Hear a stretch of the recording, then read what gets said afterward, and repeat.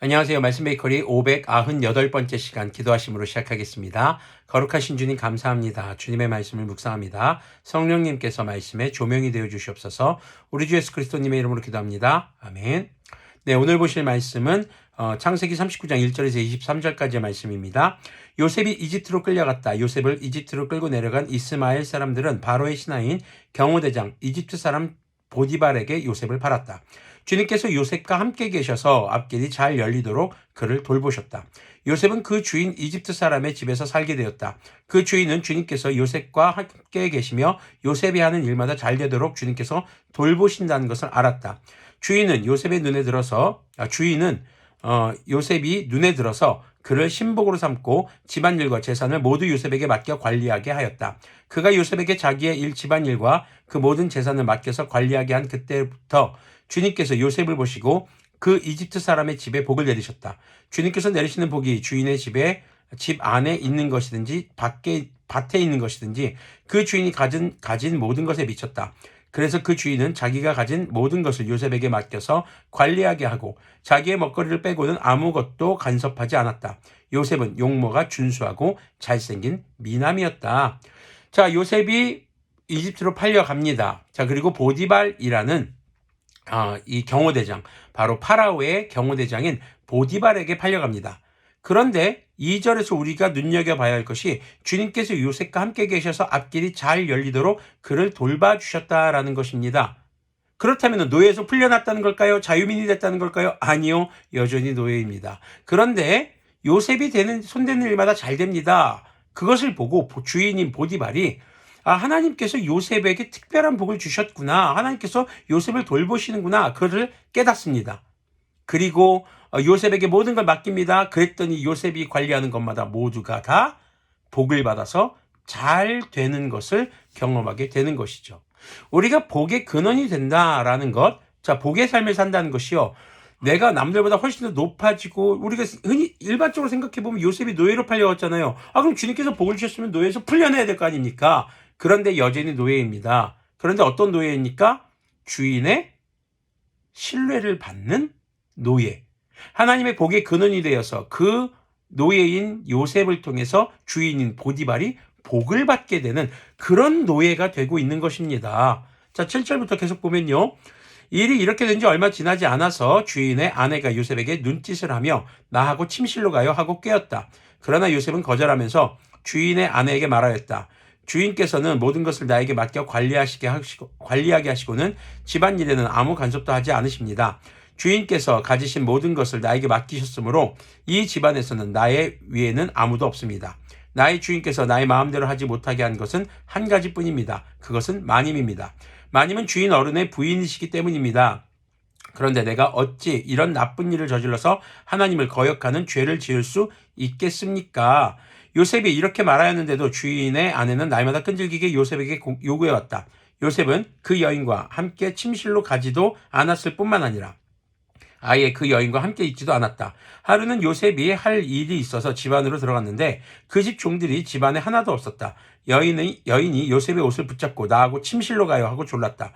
그러나 요셉은 붙잡힌 자기의 옷을 그의 손에 버려둔 채 뿌리치고 집 바깥으로 뛰어나갔다. 여인은 요셉이 그 옷을 자기의 손에 버려둔 채 집 밖으로 뛰어나가는 것을 보고 집에서 일하는 종들을 불러다가 말하였다. 이것 좀 보아라. 주인이 우리를 웃음거리로 만들려고 이 히브리 녀석을 데려다 놓았구나. 그가 나를 욕보이려고 달려들기에 내가 고함을 질렀더니 그는 내가 고함을 지르는 소리를 듣고 제 옷을 여기에 내버리고 바깥으로 뛰어나갔다. 이렇게 말하고 그 여인은 그 옷을 곁에 놓고 주인이 집으로 돌아오기를 기다렸다. 주인이 돌아오자 그에게 이렇게 일러 바쳤다. 당신이 데려다 놓은 저 히브리 사람이 나를 농락하려고 나에게 달려들었어요. 내가 사람 살리라고 고함을 질렀더니 옷을 내 앞에 버려두고 바깥으로 뛰어나갔어요. 주인은 자기 아내에게서 당신의 종이 나에게 이 같은 행패를 부렸어요 하는 말을 듣고서 화가 치밀어 올랐다. 자, 그렇게 성실하게 일하고 있는 요셉에게 경호대장 보디발의 부인이 유혹을 합니다. 그런데 이 요셉의 고백을 우리가 눈여겨볼 필요가 있습니다. 9절 후반절 보면요. 하나님을 거역하는 죄를 지을 수 있겠습니까? 요셉은 지금 형들로부터 팔려서 이집트로 이렇게 노예로 팔려왔습니다. 그럼에도 이 어려운 상황에서도 하나님을 원망하지 않고 하나님을 더욱더 신실히 섬기고 있는 모습을 볼 수 있습니다. 오히려 야곱의 집에 있을 때 야곱의 총애를 받으면서 살 때는 교만했습니다. 남들을 헤아릴 수 없었습니다. 그런데 절박한 노예 생활이 되고 나서야 노예가 되니까 노예 생활하니까 어때요? 날마다 이건 절박합니다. 내가 까딱 하나 잘못하면은 바로 이거는 생명이 사라지는 겁니다. 굉장히 이런 척박한 순간의 상황 속에서 하나님을 붙들고 있는 것, 그것이 바로 요셉의 신앙이었던 것이죠. 어쩌면은 이 노예 생활을 통해서 요셉의 신앙이 더욱더 깊어져 가는 것은 아닌지도 모르겠습니다. 이렇게 믿음의 고백을 하고 거룩함을 지키기 위해 살아가는데 그럼 더 잘 풀려야 될 거 아닌가요? 누명을 씁니다. 이 여인이 거짓말을 하죠. 아무도 없는 틈을 타서 붙들고 늘어집니다. 나랑 침실로 가요. 그러니까 어떻게 요셉이 안 됩니다. 옷을 벗어제끼고 그냥 붙잡고 옷을 냅두고 밖으로 나가버리는 거죠.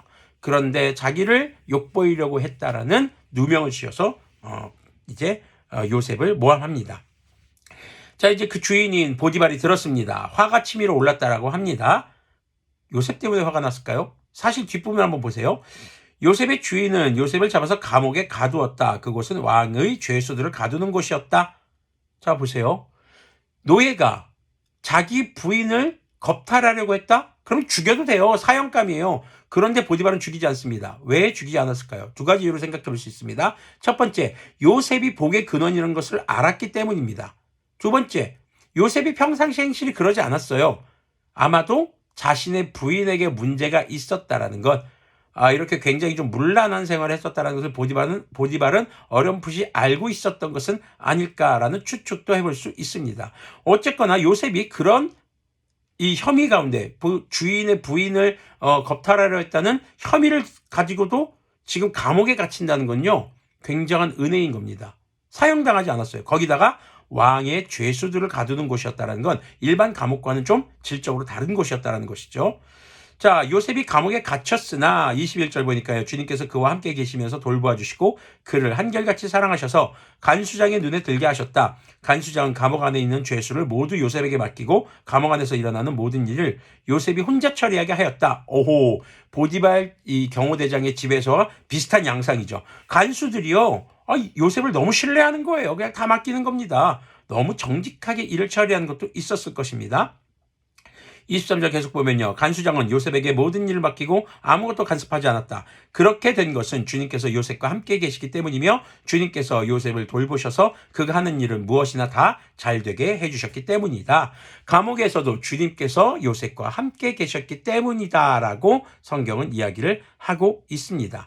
자, 믿음을 가진 사람들은 복의 근원이 되는 삶을 사는 사람들입니다. 복의 근원이 된다는 것은 뭘까요? 남들보다 높아지는 걸까요? 남들보다 많은 것을 소유하는 걸까요? 원하는 것을 이루는 걸까요? 아닙니다. 비록 노예의 신분으로 팔려갖고 억울한 일을 겪더라도 바로 하나님 앞에서 거룩함을 지키기 위해서 거역하는 죄를 지을 수 없습니다라고 구절에서 말하는 요셉. 그리고 감옥에 가서도 자신의 신세를 억울하다고 한탄하거나 그냥 삶을 포기하지 않습니다. 성실하게 최선을 다해 살아갑니다. 그런 모습 가운데 주님께서는 요셉과 함께 하셔서 역시 감옥에서의 삶도 주님께서 돌보시고 인도하시는 삶을 경험하게 되는 것이죠. 우리가 흔히 오해할 수 있는 것이 주님께 복을 받았다, 주님께 구원을 받았다, 주님께서 나를 사랑하신다라는 것에 대해서 내가 원하는 대로 일이 풀려야 된다라고 생각하는 착각을 할 수가 있습니다. 요셉은 여전히 노예입니다. 노예에서 어떻게 됩니까? 누명을 씁니다. 이젠 죄수로 전락합니다. 자, 형제 야곱의 아들에서 자유민에서 노예에서 죄수로 전락하는 과정. 점점 요셉의 인생은 나락으로 치닫는 것 같은데 그 내용을 보면은 하나님께서 함께 하시고 하나님께서 복을 주시고 하나님께서 그와 함께하는 모든 이에게 복의 복을 더해 주신 것을 우리는 경험하게 됩니다. 그 비결은 뭡니까? 어떤 상황 속에서도 하나님 앞에서의 거룩함을 잃지 않는 요셉의 삶의 태도에 그 비결이 달려있다는 것을 우리가 기억했으면 좋겠습니다. 비록 여러분들이 지금 살아가고 있는 현실이 고되고 힘들 수 있습니다. 그러나 그런 삶 속에서 우리는 복의 근원으로서의 삶을 살아가야 하는 것임을 기억하시길 바랍니다. 그 방법은 바로 주님 앞에 거룩함을 유지하며 주님과 함께 동행하는 삶, 그 삶을 통해서 우리가 복의 근원이 되어서 우리 주변에 있는 사람들이 복을 받고 진정한 복인, 복음을 받아들이고 그들이 함께 주님의 자녀가 되는 놀라운 구원의 은혜들을 경험하고 그 중심에 여러분들이 서 있기를 간절히 소망합니다. 기도하겠습니다. 거룩하신 주님 감사합니다. 주님 앞에 거룩하게 세상 앞에서는 복의 근원으로 살아갈 수 있는 그렇게 주님과 동행하는 우리들이 될 수 있도록 긍휼을 베풀어 주시옵소서. 우리 주 예수 그리스도님의 이름으로 기도합니다. 아멘. 진정한 복의 근원의 삶은 주님께서 여러분들과 함께 하시며 여러분들이 주님 앞에서 거룩함을 잃지 않는 것임을 기억하시기를 소망합니다.